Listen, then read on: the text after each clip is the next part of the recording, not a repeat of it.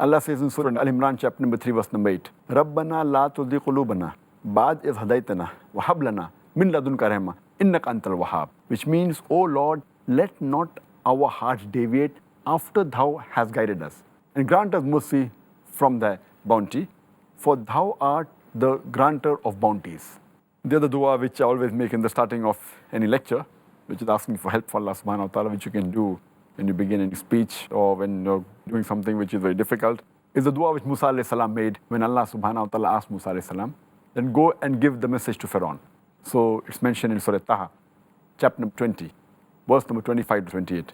Rabbi shrah li sadri, wa yassir li amri, wahlul uqdatam min lisani yafqahu qawli. Which means, oh my Lord, expand my breast for me, and make my task easy for me, and remove the impediment which is in my speech, so that they will understand me.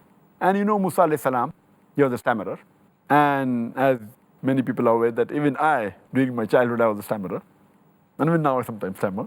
So that is the reason I read this dua at the beginning of every talk. So Musa alayhi salam asked Allah subhanahu wa ta'ala to remove the impediment from his speech.